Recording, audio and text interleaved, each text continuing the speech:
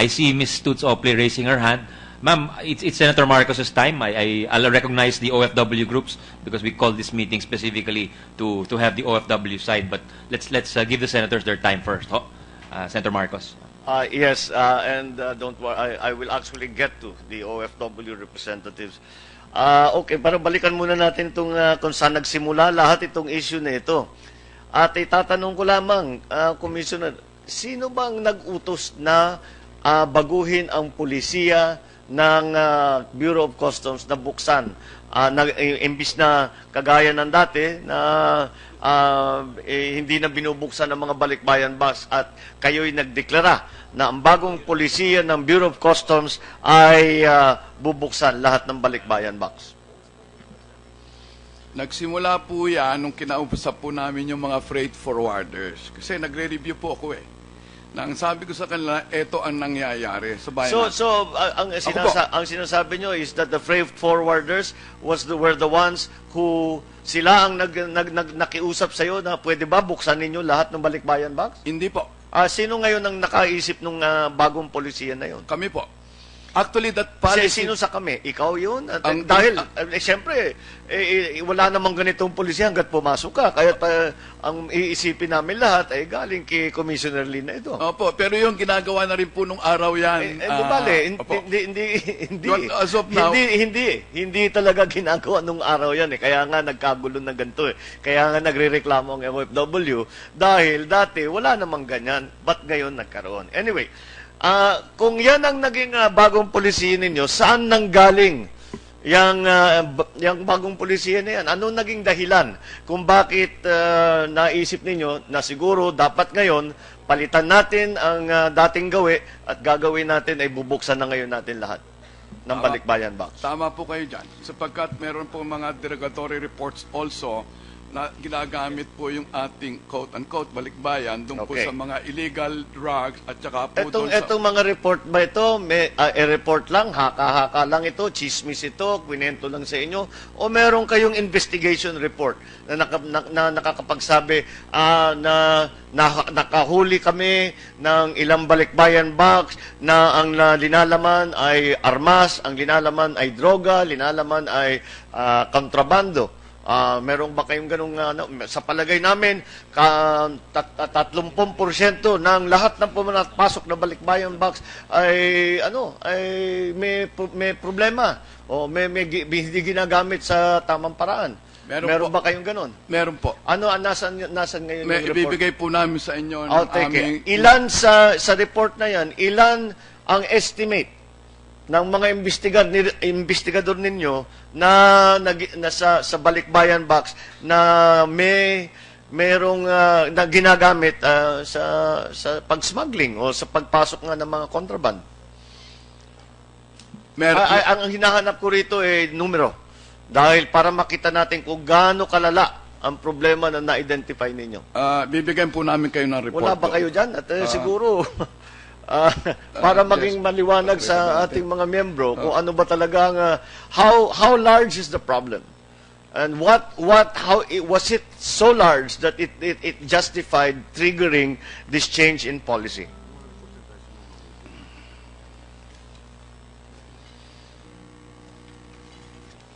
While you are looking for that, para tuloy-tuloy tayong usapan natin, Nung naisipin ninyo itong policy na ito, nakipag-ugnay ba kayo sa OWA, sa POEA, sa DFA, regarding, halimbawa, suggestion, iniisip namin, DFA, OWA, POEA, iniisip namin baguhin ang pulisiya ng Bureau of Customs, bubuksan kaya natin lahat ng mga kahon ng balikbayan box. Ano sa palagay ninyo? Meron ba kayong ganong klaseng konsultasyon? Ang konsultasyon po ang ginawa namin through the freight forwarders. Nagpatawag po ako ng meeting na ganun po ang aming gagawin. No. Pero hindi konsultasyon yun. You are informed. Sabi mo, tinawag yung freight forwarders para mapaalam sa kanila na yun ang kanyang gagawin. Ibig sabihin, you are just informing them. You're not consulting them. Tama po kayo. Sige. So, did you have consultations meron kayo, nakapag-meeting ka ba sa representative ng DFA, ng OWA, ng POEA, ng grupo ng mga OFW? Sinabi nyo, kasi nagkakaproblema, may report kami rito, madaming problema, kailangan buksan na lahat ng mga balikbayan box. Ano sa palagay ninyo? Meron ba kayong konsultasyon na gano'n? Wala po. Wala. Senator. Opo. Sige. Okay. Ang naging simula nitong lahat ay yung inyong claim ay sinabi ninyo na ang problema nga ay ginagamit yung balikbayan box para mag-smuggle ng drugs at saka armas. Yun na nga, tinatanong ko sa ay ilan na nga ang Commissioner Overo was waving his hands earlier. Maybe we have those figures now. Our Deputy Commissioner for Intelligence, Gerald Dolosa, will answer. Let us hear from him, please. Good afternoon, Your Honor. Good afternoon. Actually, I have here record ng mga seizure ng Bureau of Custom covering 2014 up to 2015. Sa MICP alone, 1, 2, 3, 4, 5, 6, 7, meron po doon na 7 containers na apprehension. 7 containers. 7 containers? Yes, Your Honor. Anong linaman ng containers na yun? Balikbayan box ba ito? Actually, lahat po ng pumapasok doon sa MICP, balikbayan box. Okay. Nakahalo po ito doon sa containers na may mga balikbayan box. I would like to give an example. Like for example, meron pong nahuling isang ATV, all-terrain vehicle, use. Nakahalo po ito doon sa mga balikbayan boxes na nasa loob ng isang container. Yes. Pero hindi. Yeah. Ang sinasabi mo yung pagbukas ng container. Hindi, ang tinatanong ko, kung ano yung ilan yung balikbayan box na may baril, na may shabu, na may contraband ng kahit na anong klase. Siyempre, pagbukas mo ng container, yung ATV, paano mo itatago sa loob ng balikbayan box yun? Hindi na relevant yun. Tama po. Pinag-uusapan ko, yung ilan ang identified ninyo na kaso na ang linaman ng balikbayan box ay droga, armas. Dahil yan ang inyong statement that balikbayan box are being used to smuggle drugs and firearms.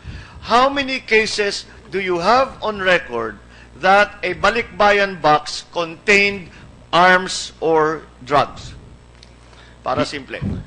I will be very specific, Your Honor. Actually, Yes, sa intelligence group, we were able to apprehend only 2. Dalawa lang po. Ito po yung mga Two balikbayan boxes. Not actually 2 balikbayan boxes, pero isa po ang consignee nito. Teka. Yeah. Let us limit our discussion to balikbayan box dahil yan ang usapan dito. Tama po yun. Okay. Isang consignee. Ilan ang balikbayan box na nahuli ninyo na ang linalaman ay armas o droga? Hindi po armas. Ano nga? It's a commercial goods, commercial quantity. Hindi yan ang ginawa ninyong dahilan kung bakit ninyo ginawa ito Ang public pronouncement ninyo ay ginagamit ang mga balikbayan box upang magpasok ng armas at saka ng droga.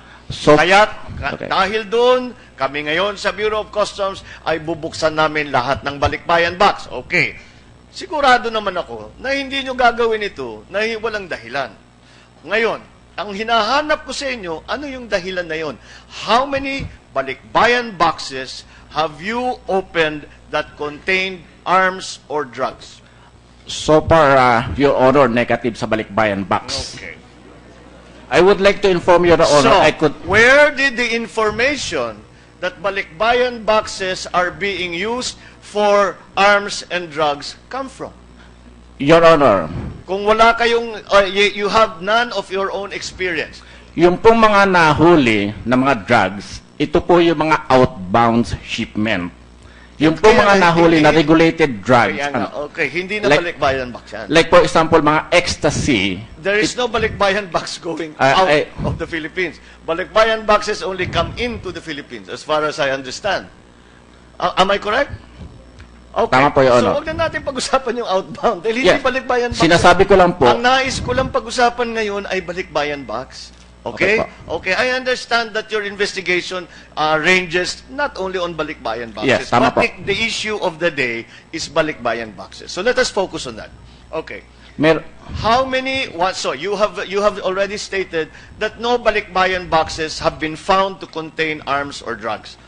So far, Meron ba? Baka meron maraming nakalusot. Pero so far, wala naman kayo nahuhuli So far po, sa record namin, wala. Kung Negative. balikbayan ang pag-uusapan. Yan lang ang ating pag-uusapan. Yes, okay. or no? Now, saan ngayon nagkaroon, well, maybe I should turn to the Commissioner. Commissioner, what was the basis of your statement that balikbayan boxes are being used to smuggle arms and drugs? If there was no such incident recorded by your own investigative arm in the Now, Bureau of Customs. I sat in only as your commissioner in the last 3 months, where there are some reports that I received that it will gonna be used for the smuggling of drugs. Okay, Actually, where did those reports? some of those reports are coming in from different calls. But as a matter of fact, we did have some. Your investigative officer, as I just Intelligence ho ba yun? Intelligence, Commissioner? Yung... some I Galing yung received intel na yan. received calls from from outside calls. You know, if I was a competitor of somebody, I will say that my competitor is smuggling drugs and guns. Para guluhin ko lang yung buhay niya. But that doesn't mean that it's true. Just a call, just a letter, that doesn't mean a thing. You have to investigate it and prove that's why, Mr. prove Senator, at least to yourself, if nobody else, that this is what is happening, to find out the truth. No, Yes. we have the reports here. If you want, we will Okay, submit who are to they you. from? Who are they from? Can we show? Where do those reports originate from? From the AFP, from ISAP, from the police intelligence, PNP Intel? Where do these intelligence reports come from? Sa inyo lang, internal? Well, we receive also reports from. This is a very nice picture and a very nice slide. But where do these come from? Well, sir, actual ho yung ibang huli na yan sa airports. Yes, okay, fine. Pero we're talking about balikbayan boxes. There is no, apparently, yes, I'll get to you. There is no record of, Deputy Commissioner De Leosa just said there's negative. Ang nahuli na balikbayan box na may laman na armas o droga. Yan ang statement niyo. I'm just taking it from your Yeah. statement. Where did this information spring from? Where did it come from? Sir, actual yan. Kaya from whom? That is our apprehensions. But these are balikbayan boxes? Tignan ko.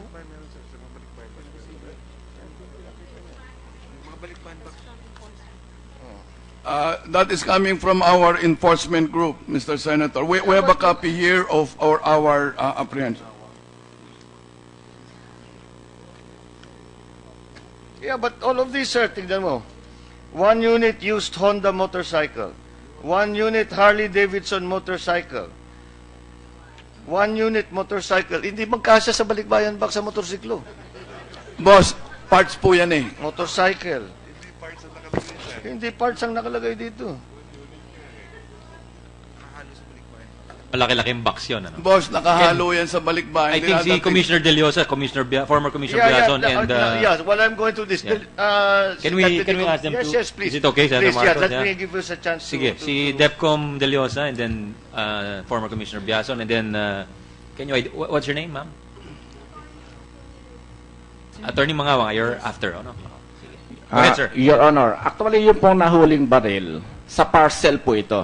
Kaya nga. Parcel. It's Kaya not nga, a balikbayan box. That's Tama why, po. that's fair enough. That's okay. Naintindihan ko yan. Pero ang pinag-uusapan dito ay balikbayan Yes, box. you're right, Your Okay, Honor. so let us stay focused on the subject at hand. What we are talking about is, why did you institute the new policy of wanting to open all the balikbayan boxes? Commissioner Lina, you just told me that it was your initiative. I am now asking what was the basis of that change in policy. Apparently, we have no record of any balikbayan boxes actually being found to contain arms and drugs, as you publicly declared. Can I ask Lucas? You identified the problem as being the problem that you said you have identified is that balikbayan bucks are used to smuggle drugs and arms. Now we find out that your intelligence department has no record of any balikbayan box ever containing drugs or arms. Now, then I do not understand why you decided to undertake this policy.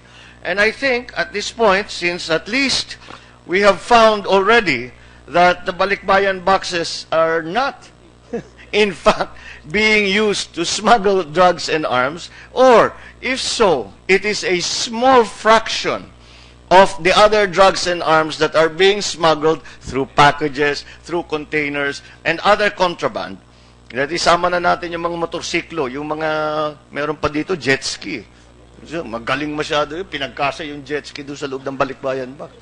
Anyway, my point is, I am happy that you have retracted this policy. All that is left, I think, when are you going to apologize to our OFWs? When are you going to admit to your mistake? When are you going to realize that this is parang hindi na Pilipino ang galaw na ito eh. This is being unkind to the people that are keeping our economy alive. 20% of the economy? You know, they remit 25 billion. That is already, there are fees taken from the $25 billion by the government. Then now, these small gestures of affection and remembrance, you are now going to cause problems with that. And it turns out there is no basis. There have been no, let me repeat it, and I was expecting that you will give me some numbers, but apparently it's even less than I thought. It is zero. Zero balikbayan boxes have ever been found to contain arms or drugs. And so this was, it feels arbitrary. And because of that arbitrary change in policy, I think what is in order is that the Bureau of Customs and you, Commissioner Lina, just issue an apology. Admit that you were wrong. Tell the OFWs, we care for you. We value you. We are not trying to harass you. We are not accusing you of being smugglers. We were trying to do our job, but we went down the wrong path. I am sorry. Madali lang naman yan eh. And I think it will be much appreciated by our OFWs. Now, I would ask who would like to speak as an OFW rep. Chairman, can I interject? Yes, yeah. please, of course. Go ahead. I just want to add na this is the second time. The first time was when they asked the balikbayan to pay the 550 travel tax kahit na exempted sila doon. Yan, iba pa yun. And then nagmatigas din yung MIA. Oo, nagmatigas hindi na ho Bureau of Customs yun. If I'm not mistaken, that's General Honrado. It's the airport. Na hindi nila babawiin yun. Hindi nila binawi yun. Hanggang ngayon, nasa court case pa din yun. At pina-inhibit pa nila yung judge para wag madesisyonan yun. So hanggang ngayon, nagbabayad yung mga balikbayan ng 550 kahit sa law, exempted sila. So that is the first time. And this is the second time. Parang merong sunod-sunod silang tama sa atin eh. Sana wag naman kasi pag i-interviewin tayo, they are our modern day heroes. Tapos sila yung tama ng tama sa ating mga policy. So, siguro, it's time that we really work hard na bawiin to lahat kasi nakakahiya. That's a good point, Senator Villar. And we will assure the OFWs that they'll have their time to speak in the committee. Actually, after Senator Marcos and Senator Mr. Chairman, I was going to turn right now to the OFWs. Well, let's have an orderly, maybe for orderly procedure. If you could finish with your questions, Senator Marcos, then we'll recognize them one by one. Go ahead, sir. Yes. Who would like to speak as the representative of the OFWs? Toots, you. Who would? I'm sorry, I cannot see your... I'm Connie Regalado of Migrante. Oh, all right. Yes. Thank you, Mr. Chair. That's right. Gusto ko lang pong i-reiterate yung demands. Before we get to that, I just have a couple, just very quick, very simple questions for you. what is the penalty for drugs and firearms use for smuggling purposes in the Middle East, for example? I don't have any idea po. Any of the others can... Yes. Sir, we actually have an OFW vacationing from Saudi Arabia here. Oh, yan. So, si Jong Lainesa po. Anong pangalan mo? Balyasa? Mel Lainesa po. Mel Lainesa. Okay. Now, I will ask you. Very simple. Anong penalty sa Saudi Arabia pagka may nahulihan ka ng armas o ng droga na halimbawa sinusubukan mong ilagay sa balikbayan box para ipadala sa Maynila? Actually po, sa Saudi Arabia is napakahigpit po talaga. At ang terrorist po ang dating mo. Anong ang gagawin dating. sa'yo? Death penalty po yun, pugot ulo po yun. Penalty yun. Kaya Opo. siguro naman walang siraulong Pilipino makikipaghago Opo, dun tama sa po. ganyang klaseng operation.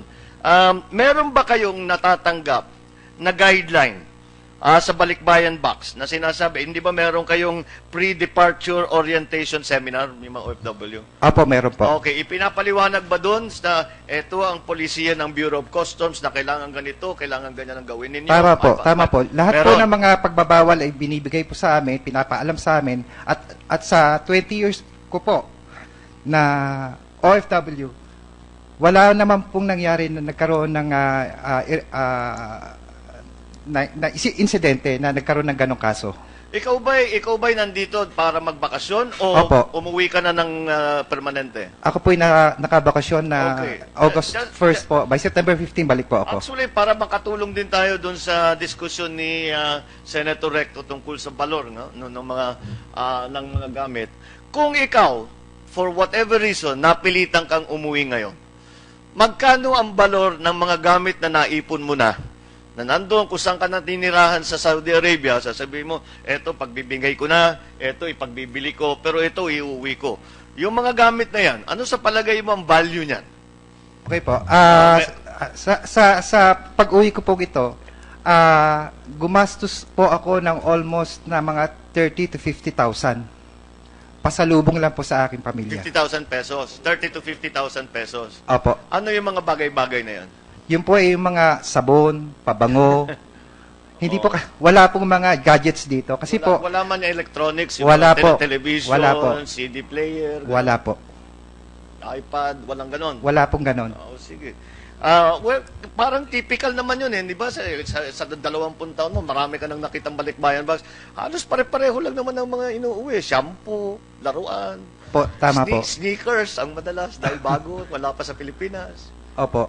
Yan ang mga nakikita natin sa pagbalikbayan box. Yes, I'm sorry, I cannot also see your... Jan po, sir. Please identify yourself Yeah, and because which some of the, which organization you represent, and maybe tell us a little bit about your organization, how many members, etc., anong countries. Magandang hapon po, Honorable Senators. Ako po si Jan Bertis, ang spokesperson po ng OFW Advocates Coalition, consisting of 20 different migrant groups worldwide. Kasama rin po ang CSO rito. So, ang sa akin Ano lang po yung CSO? What is CSO? Civil Society Organization po. Tulad po Anong ng Opli Center. bilang ho ng inyong grupo? Sorry. Ano po yung bilang ng inyong membership po? Ang PEBA po, which is our arms in abroad, overseas, meron po kaming members na 300,000 and 60 administrators.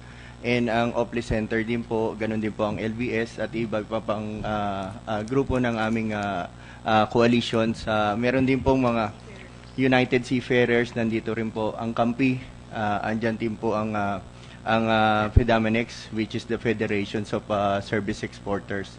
Ito rin po ang mga nakipaglaban doon sa aming terminal Yeah, people. go ahead. All right, please go ahead. And you wanted to say something. Yung hawak niyo po, dear senators, na mga pictures, actually nakita ho namin sa presentation ng BOC yan last Monday during the walkthrough. Tinutulan ko nga po yun kasi yung mga litrato po na pinipresent nila na binibintang bilang balikbayan boxes ay hindi naman ho talaga mga balikbayan boxes. Kasi ang aming mga boxes po, lahat po ng side ng aming balikbayan balikbayan boxes, may pangalan ng aming pamilya. At ganun din po, nagbibigay po kami ng, tulad po sa Saudi Arabia nung nandun po ako, bago kami makapagpadala, hinihingi po yung kopya ng aming residence ID. So, paano hong ibibintang sa amin yung mga drugs at baril na yan? Oo nga. Kaya nga, kahit naman ang customs sinasabi, hindi naman nasa balikbayan box. Kaya nakakapagtaka kung bakit umabot nga sa ganito. Anyway, Ms. Ople, you wanted to add something. Yes, sir. Doon lang po sa punto ng public apology. Bakit po ba ito mahalaga sa mga OFWs? Kasi po very public po yung campaign ng ginawa ng BOC at napanood po talaga worldwide. So, pag hindi po na-correct yung impression na yun, meron po tayong mga foreign employers tsaka mga host governments. Mahirap naman po kung nakabitin lang yun na lumalabas naman ngayon at nagpapasalamat kami sa Senado. Hindi kasi namin alam yung sa sektor namin na merong dinagdag na singilin na pwedeng ipasa sa OFW. Hindi rin po namin alam kung bakit yung intelligence records pala ng BOC, zero yung alam namin na imposibleng may OFW na i-risk yung kontrata niya para magpadala ng drugs na ang sender nakalagay yung address ng kanyang pamilya. Alam po na, common sense na lang yun. Ngayon, ang hinihingi na lang po namin, public apology and then policy coherence and clarity dahil po naghahanda na po magpadala ng Pampasko yung ating mga OFWs. Lagi po sinasabi, kailangan ipatupad yung batas. Obvious naman po na hindi na relevant yung batas ngayon. Ipapatupad pa po ba yun? And, kumbaga, parang may sword of Damocles sa bawat OFW ngayon. Hindi nila alam saan sila lulugar. Ang gusto lang naman nila, mapasaya yung kanilang mga pamilya. Well, okay, so baliwanag na hindi lamang dahil sa sama ng loob at tampo ng ating mga OFW, mahalagang apology, but even their hireability, dahil sasabihin ng mga masisira ang reputasyon ng Filipino workers kung ang gobyerno natin mismo ang nagsasabi ang mga OFW na yan, mga smuggler ng droga at saka armas. Sino nga naman ang gustong maging employer ang isang smuggler ng droga at armas? Kaya I think it is that is an added dimension as to why that apology is very important. And I will end there, Mr. Chairman, and merely to reiterate that there is a need for that apology, at least as public an apology as the declaration of this new policy, and something that our workers can show to their employers it's not true. That was a mistake, and that was an anomaly in the policy of our government. They trust us. They think highly of us, and so should you. And that is not a small thing when you are trying to find work abroad and you are trying to be an OFW. So, ididiin ko yun, Chairman, Commissioner, ididiin ko, kumari lang. At kung ano yung publicity na nakuha nitong change in policy, paliwanag ninyo. Hindi, binago namin, hindi na namin bubuksan. At wala kaming hinala ng ating mga OFW ay naging smuggler ng armas o naging smuggler ng droga. And I think that will go a long way to giving them peace of mind, giving their employers peace of mind. And maybe, Commissioner, you will finally find some peace of mind also in your new job. But in any case, I will end there, Mr. Chairman. Thank you.